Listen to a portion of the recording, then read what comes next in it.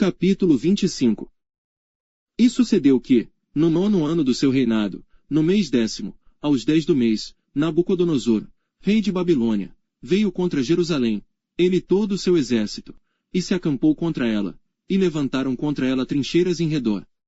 E a cidade foi sitiada até ao 10º ano do rei Zedequias.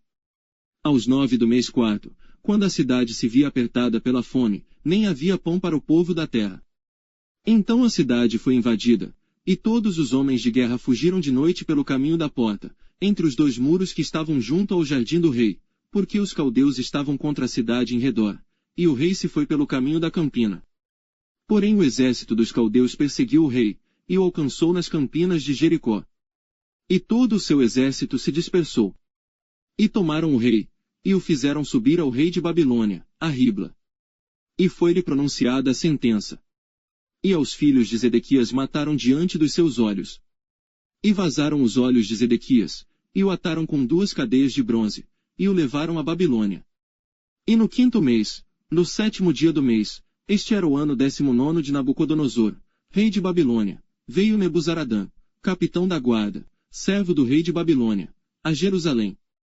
E queimou a casa do Senhor e a casa do rei, como também todas as casas de Jerusalém, e todas as casas dos grandes queimou.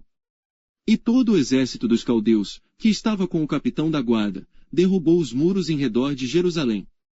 E o mais do povo que deixaram ficar na cidade, os rebeldes que se renderam ao rei de Babilônia, e o mais da multidão, Nebuzaradã, o capitão da guarda, levou presos.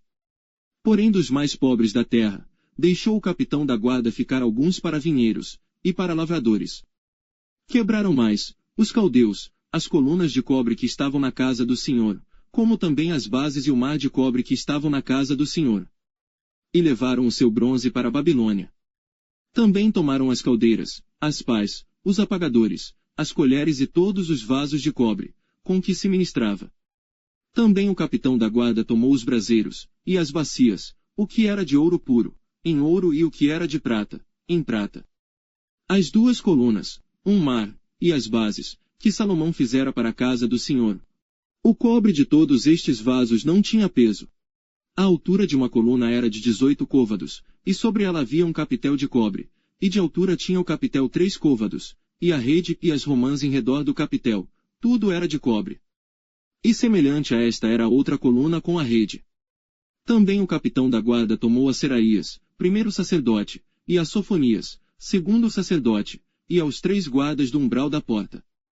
E da cidade tomou a um oficial, que tinha cargo dos homens de guerra, e a 5 homens dos que estavam na presença do rei, e se achavam na cidade, como também ao escrivão-mor do exército, que registrava o povo da terra para a guerra, e a 60 homens do povo da terra, que se achavam na cidade.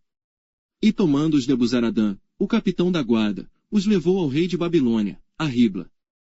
E o rei de Babilônia os feriu e os matou em Ribla, na terra de Amate. E Judá foi levado preso para fora da sua terra.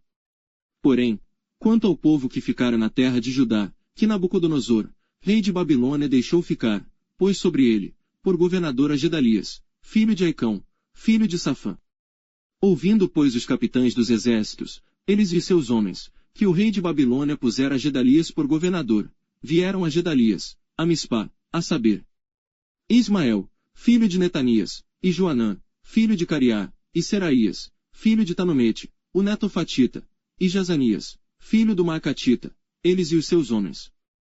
E Gedalias jurou a eles e aos seus homens, e lhes disse: Não temais ser servos dos caldeus. Ficai na terra, servi ao rei de Babilônia, e bem vos irá. Sucedeu porém que, no 7º mês, veio Ismael, filho de Netanias, o filho de Elisama, da descendência real, e 10 homens com ele, e feriram a Gedalias, e ele morreu, como também aos judeus, e aos caldeus que estavam com ele em Mispá. Então todo o povo se levantou, desde o menor até o maior, como também os capitães dos exércitos, e foram ao Egito, porque temiam os caldeus.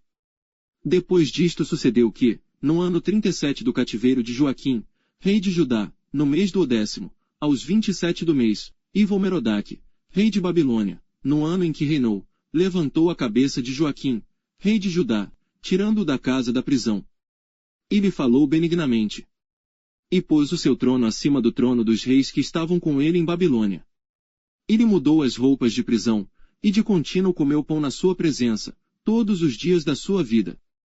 E quanto à sua subsistência, pelo rei lhe foi dada subsistência contínua, a porção de cada dia no seu dia, todos os dias da sua vida.